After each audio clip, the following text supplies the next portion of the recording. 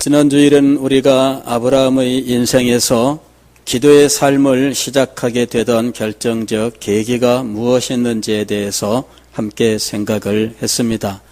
아브라함도 우리처럼 여러 가지 삶의 난관들을 겪으면서 살아왔던 사람입니다.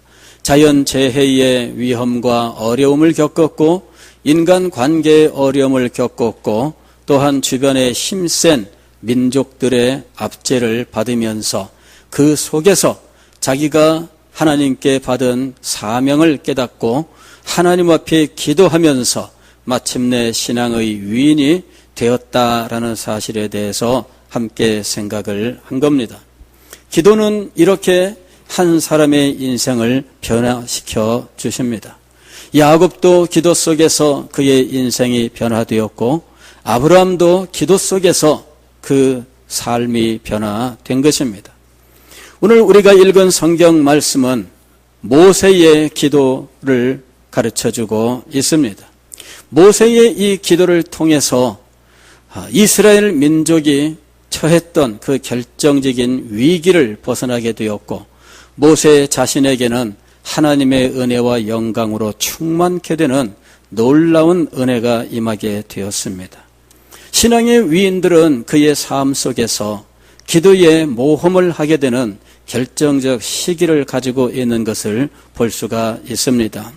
아브라함 같은 경우에는 소돔의 멸망을 앞두고 하나님의 앞에 나아가서 기도를 드리되 5번이나 하나님 앞에 감히 말씀드려오니 하면서 정말 힘들고 어려운 그 기도의 밀당을 시작했던 것입니다. 그가 하나님 앞에 나아가서 기도할 때마다 하나님께서는 당신의 뜻을 굽히시고 오히려 기도하는 사람을, 그의 기도를 응답해 주셨던 것을 볼 수가 있습니다. 과연 이런 것까지 기도해도 될까? 여기까지 기도해도 될까? 감히 이것을 기도해도 될까? 그러한 마음이 들 때조차도 하나님께서는 기도하는 사람에게 대하여 네가 참 버릇없다 이렇게 말씀하지 않으신다는 거죠. 정말 네가 경우가 없다 이렇게도 말씀하지 않으십니다. 기도하는 그 사람을 귀하게 보시고 그를 사랑하시고 기도하는 그의 심정을 하나님께서 귀하게 보시고 그의 간구에 응답하시는 모습을 볼 수가 있습니다. 야곱은 약복강변에서 일생일대의 기도를 드리기 시작합니다. 그는 천사를 만나 밤새도록 씨름을 하였는데 이것은 그의 신비한 영적 체험이라고 말씀을 드렸습니다. 그는 그 신비한 영적 체험 속에서 하나님의 축복을 간구했습니다. 내게 축복하지 아니하면 가게 하지 않겠나이다. 결사적으로 붙들고 씨름하면서 하나님의 은혜를 간구했는데 얼마나 결사적이었느냐 하면 환도뼈가 어긋나 제대로 걷지도 못할 만큼 육체가 상하는 것을 무릅쓰고 그는 기도에 열심을 냈던 것입니다. 엘리야가 갈멜산에서 하나님 앞에 기도했던 사건은 얼마나 잘 알려진 사건인지 모르겠습니다. 그는 바알과 아세라의 선지자 850명과 겨루었습니다. 여기 어느 신이 참 신인지 한번 서로 증명해보자. 제단을 쌓아놓고 그 위에 제물을 올려놓고 기도하여 하늘에서 불이 내려 이 장작을 불태우고 제물을 불사라 흠양하는 신이 참 신이라고 하는 사실을 한번 증명해보자. 그래서 850명의 선지자들이 온갖 난리를 광란에 무슨 기도를 드렸어도 아무런 역사가 일어나지 않았을 때에 엘리야가 하나님 앞에 기도하니 하늘에서 불이 내려 제단 모든 장작을 불태우고 그 제물을 하나님이 흠양하셨던 거죠. 이 기도의 모험, 이것이 하나님의 사람들의 삶 속의 어떤 시기에 있었습니다.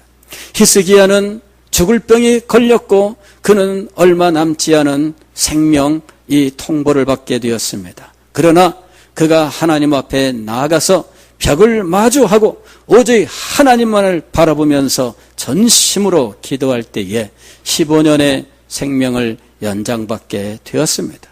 그리고 이 생명 연장의 증거를 하나님 앞에 요구했을 때 한 아기가 우리에게 낳고 한 아들을 주셨는데 메시아의 약속, 그리스도의 약속을 증거로 주셨던 것입니다. 우리는 여호수아가 원수와 대적하여 전쟁을 하면서 태양을 향하여 머무르고 달을 향하여 머무르라고 외쳐서 이 태양과 달이 머물러 있으므로 하나님의 놀라운 은혜로 이 대적들을 물리친 사건을 기억하고 있습니다. 신앙의 위인들의 삶 속에는 결정적인 기도의 모험이 있었던 것입니다. 오늘 모세도 우리에게 이런 기도의 모험의 순간이 있었음을 말씀하고 있습니다. 이때는 이스라엘 백성들이 시내산에 도달을 했고 모세가 하나님의 부르심을 받아 시내산에 올라갔는데 40일이 되도록 모세가 나타나지 않자 이스라엘 백성들이 아론에게 금송아지를 만들 것을 요구하고 금송아지를 만들어 놓고 광란의 축제를 벌이고 있었던 때였습니다. 하나님께서 이 사실을 아시고 모세에게 말씀하십니다. 이 백성들은 목이 뻣뻣한 백성이다. 내가 이들을 진멸하겠고 너로 큰 나라가 되게 할 것이다. 이스라엘 백성들을 멸망시키고 모세와 그 후손을 통해서 아브라함의 언약을 성취하시겠다는 약속을 해 주셨던 것입니다. 모세가 하나님의 말씀을 듣고 이스라엘 진으로 돌아오니 참 그 모습이 너무나 참담하기 그지 없었습니다. 그는 손에 들고 있던 십계명 돌판을 땅에 던져 깨뜨립니다. 그리고는 금송아지를 갈아서 이것을 물에 타서 모든 백성들이 마시게 합니다. 그리고 광란에 젖어 있었던 사람들은 그 형제 자매를 불문하고 쳐 죽이라고 하는데 3,000명이나 죽는 비극이 일어나게 되었습니다. 그리고 그날 밤에 모세는 참담한 심정으로 아마도 밤잠을 이루지 못했던 것으로 보입니다. 하나님의 뜻이 앞으로 이 백성들에게 나타나 이 백성들을 진멸하게 되면 어떻게 될까? 이스라엘 백성들은 땅에서 자취를 찾을 수 없는 상황이 되고 말 것입니다. 비록 하나님께서 모세에게 너로 큰 나라가 되게 할 것이다 약속을 하셨지만 그러나 어떻게 자기 혼자 사는 길을 선택할 수 있겠습니까? 그저 우리들은 그런 마음을 갖기가 쉬워요. 이미 하나님께서 말씀하신 것 아닙니까? 이미 하나님께서 세우신 원리가 있지 않습니까? 범죄한다는 심판한다는 것, 우상 숭배하는 자가 어떻게 하나님의 백성이 되며 이 금송아지를 섬겼던 자들이 어떻게 아무 일도 없었던 것처럼 그냥 지나갈 수 있느냐 하는 것입니다. 그때 이스라엘 백성들은 멸망해도 나는 살 수 있고 내 후손은 큰 나라가 될 것이니 하면서 잠시 그냥 참고 넘어갈 수도 있었을 것입니다. 그러나 오늘 우리가 읽은 성경 말씀은 그날 밤이 지나고 다음 날 아침에 있었던 일을 기록하고 있습니다. 이튿날 모세가 백성에게 이르되 너희가 큰 죄를 범하였도다. 내가 이제 여호와께로 올라가노니. 모세는 그 순간 자기가 무엇을 해야 할지 하나님 앞에 나아가서 일생일대의 기도를 해야 된다고 하는 영적인 깨달음을 가지고 있었어요. 이게 영적 통찰입니다. 아무한테나 이것이 오는 거 아닙니다. 그날 밤에 모세가 밤새도록 밤잠을 이루지 못하고 이 백성이 하나님의 진노 속에 진멸될 것이며 하나님께서는 나를 높이 들어 큰 나라가 되게 하신다는 약속이 있는데 이대로 있을 것인가 하는 것입니다. 그때 모세의 마음속에 그대로 있어서는 안 된다라고 하는 마음이 들은 거예요. 그래서 그는 하나님 앞에 나아가서 기도해야 되겠다. 이것은 하나님의 뜻과 지금 정면으로 부딪힐 만한 모습입니다. 하나님은 이 백성이 하나님의 언약의 백성됨을 지금 빼앗고 그들을 진멸시키기로 하셨던 것입니다. 모세와 그 후손을 통하여 하나님의 나라를 이루어도 아브라함의 약속은 성취되는 것과 똑같은 것 아닙니까? 그러니 하나님의 뜻이 그렇게 진행된다고 하는 것이죠. 그럴 때 모세가 오 주의 뜻이오니 그대로 이루어지기를 원합니다 이랬으면 이스라엘 백성들은 멸망하는 겁니다. 주님 말씀하신 대로 이루어지기를 원하나이다 그랬으면 모세 개인의 가정은 이스라엘 민족들이 누렸던 선택받은 하나님의 백성들이 되었을 것입니다. 그러나 그날 밤에 모세가 밤새도록 고민하면서 결정했던 것은 하나님 앞에 나아가 기도해야겠다 하는 것이에요. 그때부터 40일 동안 금식 기도가 진행이 된 겁니다. 신명기서 9장 18절 이하에 보면은 모세가 이때 하나님 앞에 40일 동안 금식하며 기도했다고 말씀하고 있어요. 한번 볼까요? 신명기서 9장에서 보겠습니다. 신명기서 9장 18절부터 20절까지 제가 말씀 봉독합니다. 그리고 내가 전과 같이 40주 40야를 여호와 앞에 엎드려서 떡도 먹지 아니하고 물도 마시지 아니하였으니, 이게 전과 같이라고 하는 것은 시내산에 올라가서 십계명 돌판을 받을 때 40일을 있었던 것과 같이라는 말입니다. 그때와 같이 내가 하나님 앞에 엎드려서 떡도 먹지 아니하고 물도 마시지 아니하였으니 이는 너희가 여호와의 목전에 악을 행하여 그를 경노하게 하여 크게 죄를 지었음이라. 여호와께서 심히 분노하사 너희를 멸하려 하셨으므로 내가 두려워하였노라. 그러나 여호와께서 그때에도 내 말을 들으셨고 여호와께서 또 아론에게 진노하사 그를 멸하려 하셨으므로 내가 그때도 아론을 위하여 기도하고. 아론은 왜 책망받은 게 7급기 안 나올까 제가 늘 궁금하게 여겼는데 하나님은 아론을 진멸코자 하셨어요. 그런데 아론이 살아서 그 후에 대제사장까지 될 수 있었던 것은 모세가 아론을 위하여 기도하였기 때문이었어요. 그냥 넘어간 게 아니었습니다. 아니, 금송아지를 만들어준 아론이 아무런 책임도 지지 않고 그냥 넘어갈 수 있었을까요? 그게 아니었어요. 하나님은 그를 죽이고자 하셨습니다. 그러나 모세가 하나님 앞에 엎드려 간구한 거예요. 그리고 하나님께서 모세의 기도를 들으셔서 아론이 후에 이스라엘의 대제사장이 될 수 있었던 거예요. 그리고 이스라엘 백성들도 진멸코자 하셨는데 모세가 하나님 앞에 40일 동안 금식하며 엎드려 기도했다는 거죠. 25절 이하의 말씀을 보면은 계속해서 이 말씀을 다시 한 번 더 이야기합니다. 신명기서 9장 25절 보면은 그때 여호와께서 너희를 멸하겠다 하셨으므로 내가 여전히 40주 40야를 여호와 앞에 엎드리고 여호와께 간구하여 하나님 앞에 기도했어요. 그런데 그 기도의 과정이 출애굽기 32장과 33장에 자세하게 나와 있는 거예요. 이것이 40일 동안이었다라고 하는 것은 신명기서 9장을 통해서 알 수 있는 거지만 그 40일 동안에 어떤 일들이 있었는지 그 기도의 과정들은 출애굽기 32장과 33장에 나와 있습니다.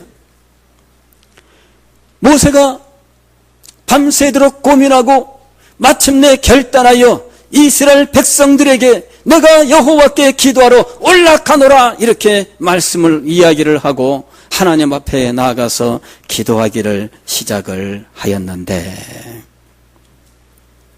마침내 하나님께서 모세에게 응답을 하셔요. 모세가 하나님 앞에 나가 기도할 때 그 자세가 얼마나 단호하고 간절했는지는 이게 32절에 나와요. 출애굽기 32장 32절 말씀 보면은, 그러나 이제 그들의 죄를 사하시옵소서. 그렇지 아니하시오면 원하건대 주께서 기록하신 책에서 내 이름을 지워버려 주옵소서. 하나님은 모세에게 뭐라고 말씀하셨느냐 하면 32장 10절 말씀을 보면은 이렇게 말씀하셨어요. 그런즉 내가 하는 대로 두라. 내가 그들에게 진노하여 그들을 진멸하고 너를 큰 나라가 되게 하리라.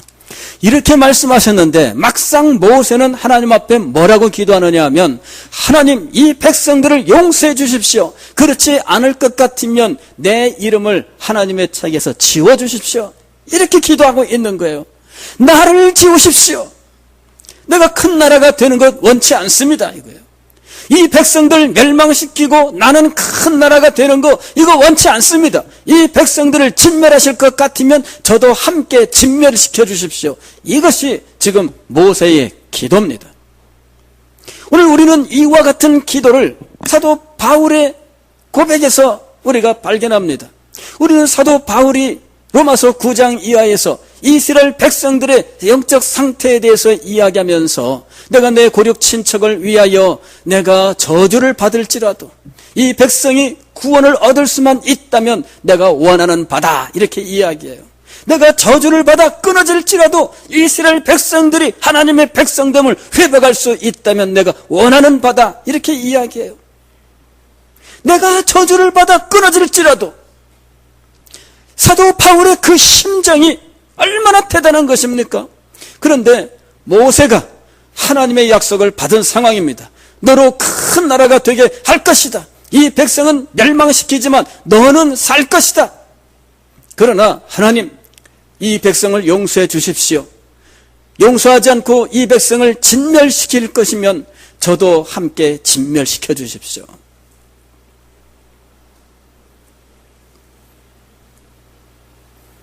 하나님께서 모세의 기도를 들으셨습니다.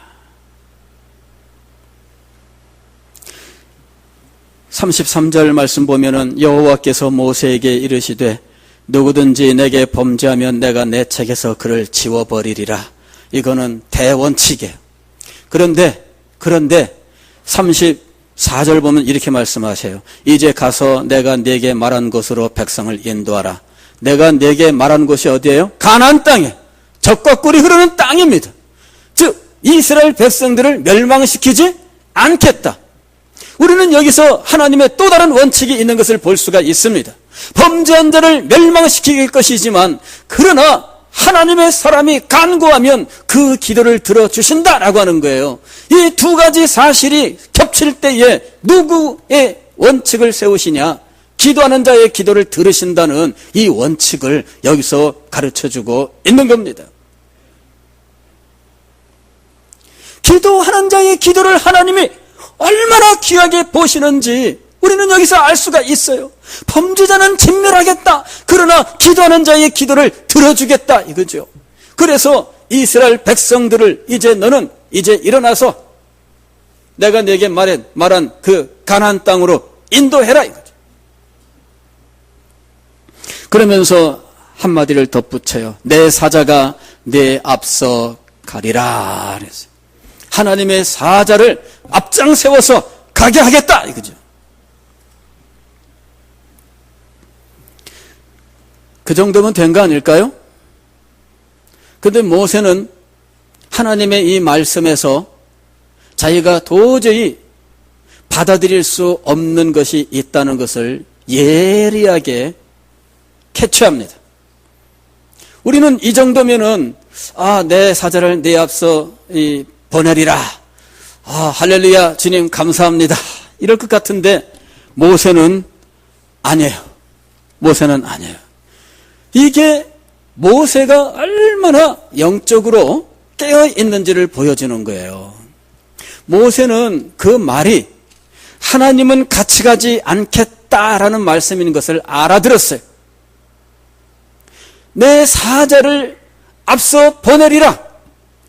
하나님의 천사가 앞장서서 이스라엘 백성들을 인도해 낼 것이다 라는 이 말 속에서 하나님은 나는 가지 않겠다라는 의미를 알아챈 거예요.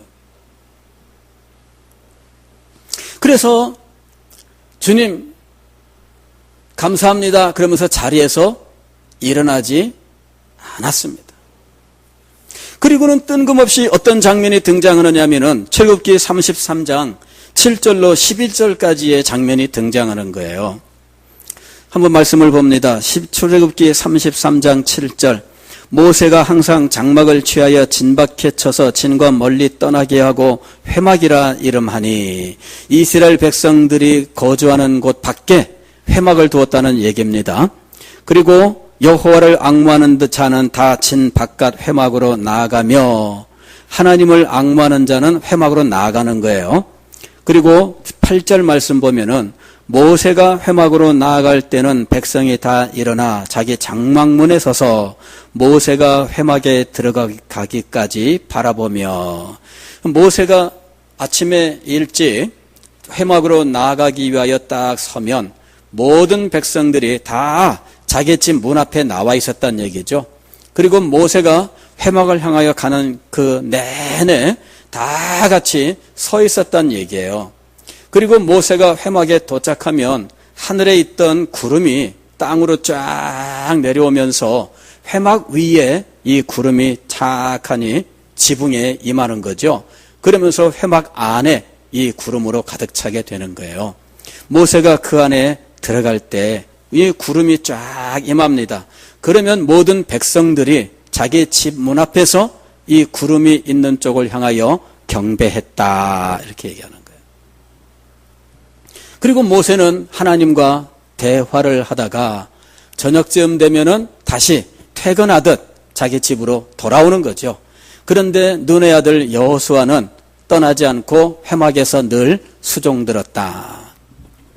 저는 왜 이 굉장히 위기 상황, 엄청난 사건이 지금 아주 급박하게 진행되어가는 이 와중에 이 장면이 왜 들어갔을까 늘 의문을 가지고 있었어요. 왜 이 급박한 이런 이 장면 속에 어떻게 보면은 굉장히 평화롭게 보이는, 하나님을 예배하는 이스라엘 백성들의 평화로운 모습으로 보이는 이 장면이 들어가 있는 거예요. 그래서 제가 이 구절을 읽을 때마다 늘 의문이 있었습니다. 왜 이렇게 중간에 평화로운 장면이 들어갈까? 이거는 소망인가? 그거죠. 소망인가?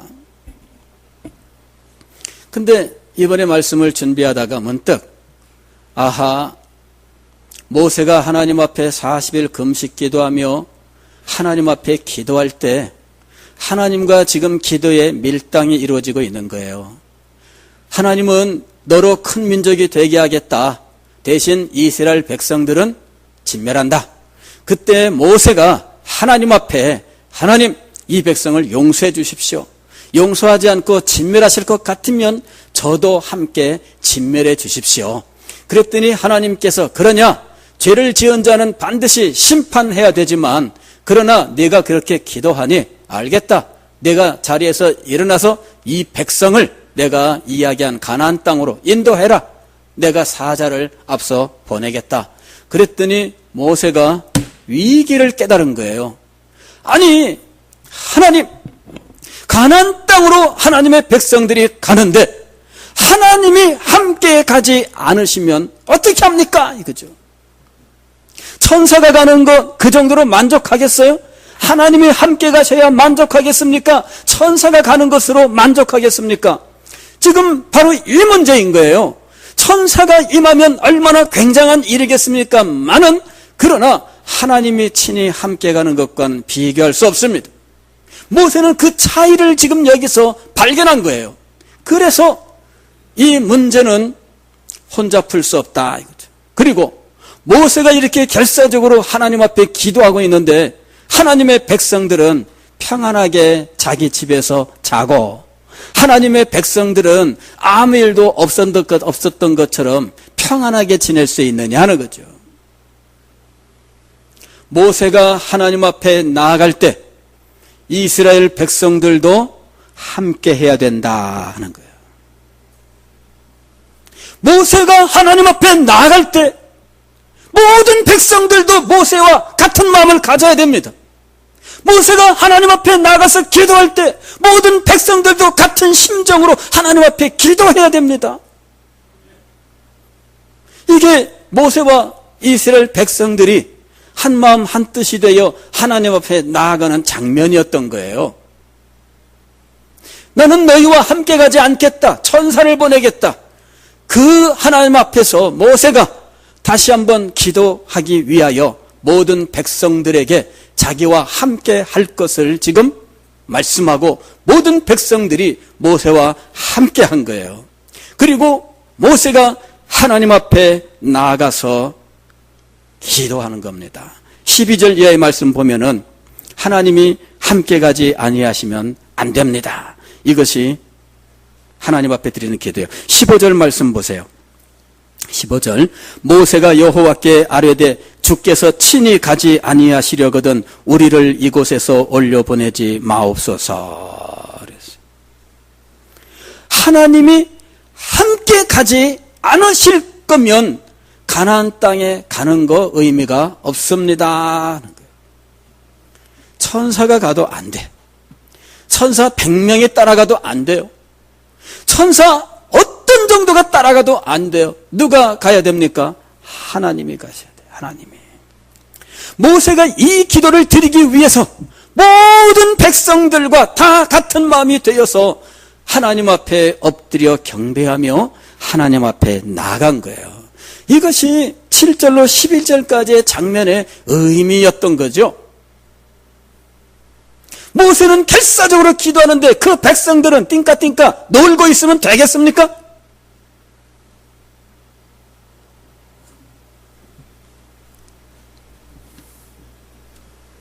가끔씩 이런 일들이 있죠. 목회자가 하나님 앞에 기도하는데 성도들은 자고 있는 일이 있습니다. 그럴 때 이건 언밸런스예요. 함께 해야 돼, 함께.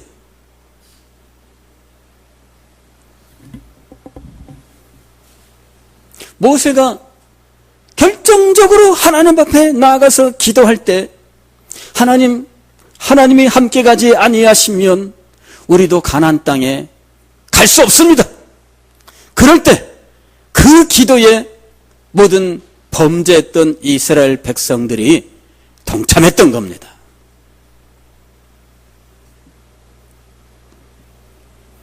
그랬더니 하나님께서 말씀을 하시는데 내가 친히 가겠다. 이렇게 말씀을 하세요. 내가 친히 가리라. 자, 33장 14절 말씀 보세요. 여호와께서 이르시되 내가 친히 가리라. 내가 너를 쉬게 하리라. 그랬어요. 내가 친히 가리라. 할렐루야. 기도했더니 하나님께서 뜻을 돌이키시고 응답하셨습니다. 그리고 내가 너를 쉬게 하리라. 모세가 이 문제를 놓고 얼마나 마음 쓰며 고통 가운데 하나님 앞에 기도했습니까? 결연한 마음을 가지고 금식하며 자기의 육체를 치고 자기의 가슴을 치면서 자기의 마음을 상하게 하면서 하나님 앞에 기도했는데 내가 너를 쉬게 하리라. 하나님의 말씀이 임한 거예요. 이 정도면은 할렐루야 주님 감사합니다 하고 자리에서 일어설 법한데 모세는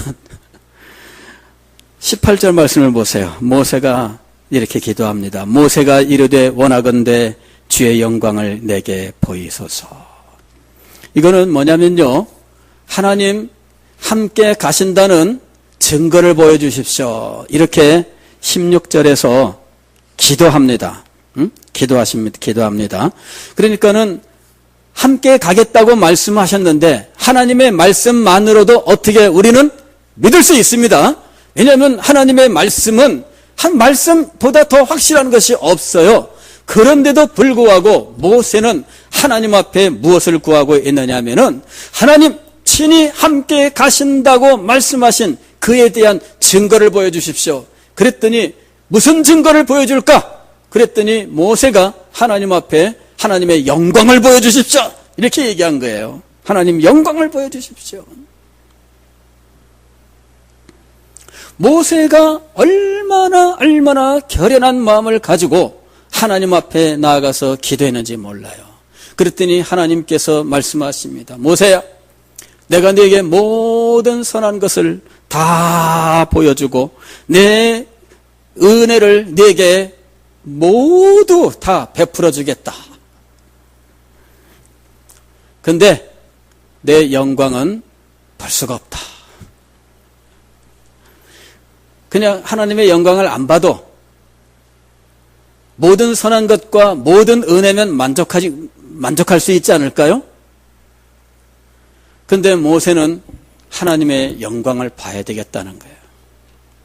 마침내 하나님께서 내 얼굴은 네가 보지 못하리라. 이 말은 뭐냐면 하나님의 영광의 본체는 볼 수 없다는 거예요. 다만 너를 바위 틈에 놓고 내가 내 앞을 지나가는데 내 영광의 뒷모습, 등을 보여줄 것이다. 그리고 모세가 하나님의 영광의 뒷자락을 보게 되는 거예요. 40일 동안 하나님 앞에 금식하며 기도하던 모세, 그는 마침내 하나님의 뜻을 붙들고 기도하고 또 기도하여 마침내 이스라엘 백성들을 진멸시키겠다는 하나님의 뜻을 되돌리게 합니다. 그리고 이 백성과는 함께 가지 않겠다, 천사를 보내겠다 말씀하셨던 그 하나님, 마침내 내가 친히 가겠다 약속을 하셨고, 그리고는 하나님의 영광까지도 간구했던 모세에게 그 영광을 보여주시는 거예요. 할렐루야. 하나님께서는 이 모세를 버릇 없다고 말씀하지 않으셨습니다. 이 모세에게 대하여 네가 어떻게 이렇게 방자하게 행할 수 있느냐, 이리 말씀하지 않으셨습니다. 모세의 기도, 그것을 얼마나 귀하게 여기셨는지, 기도하는 이 모세, 그를 얼마나 하나님께서 사랑하셨는지, 그가 간구할 때마다 하나님께서는 당신의 뜻을 돌이키시는 모습을 보여주셨습니다. 이것은 뭐냐면 하나님의 크신 뜻은 기도하는 자에게 임한다라고 하는 것을 우리들에게 가르쳐주는 말씀인 겁니다.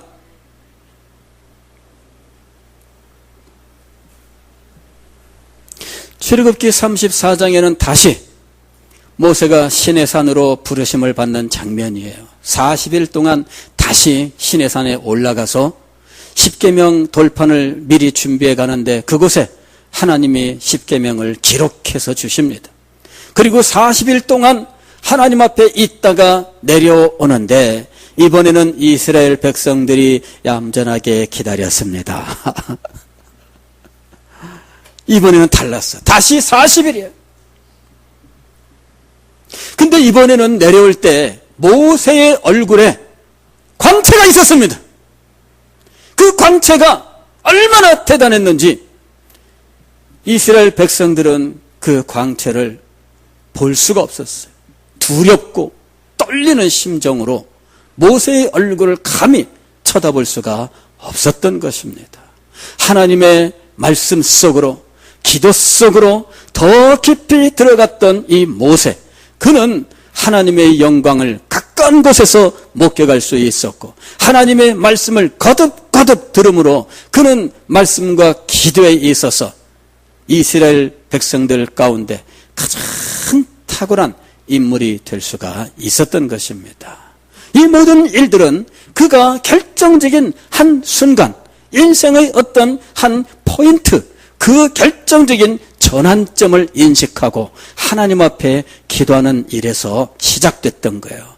요 때에 대한 요 깨달음, 이것이 영적인 통찰이에요.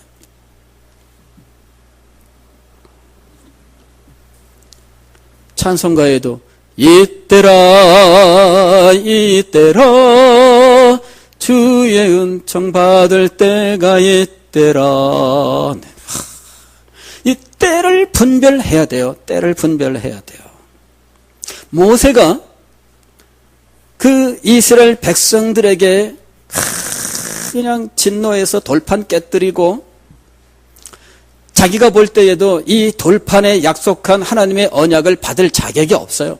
그래서 언약의 돌판을 깨뜨린 거예요. 이 언약이 너희와 무슨 상관이 있냐? 깨뜨린 거죠. 모세가 볼 때에도 당연히 이스라엘 백성들은 하나님의 백성의 자격이 없어요. 그러나 그날 밤에 그가 하나님 앞에 엎드려서 같이 복잡한 마음으로 밤을 새면서 마음속에 하나님 앞에 기도해야 된다. 다늘아침 이스라엘 백성들을 모아놓고 내가 하나님 앞에 기도하러 나가니 너희는 어떻게 하라? 나와 함께 기도하자예요. 여러분, 이 때를 인식하는 거 이거 중요한 거예요. 제가 이 말씀을 묵상하고 준비하면서 마음에 계속 찔림이 있습니다. 계속 찔림이 있습니다. 나는 뭐 하고 있나? 찔림이 있습니다. 여러분, 무더운 여름이지만 우리가 영혼의 각성을 해야 되겠습니다. 그리고 하나님께서 우리에게 주시는 때를 발견할 수 있도록 우리의 눈이 열려야 되겠습니다. 그리고 하나님께서 주시는 은혜의 때를 발견하면 우리가 우리 자신을 하나님 앞에 드리는 자리에 나갈 수 있어야 되겠습니다. 주님께서 우리와 우리 가정과 우리 교회를 위하여 또 우리 나라와 민족을 위하여 예비한 것이 있는 줄 믿습니다. 이것을 발견하고 기도하는 자에게 하나님의 놀라우신 은혜가 임하게 되기를 주의 이름으로 축원합니다. 기도하겠습니다.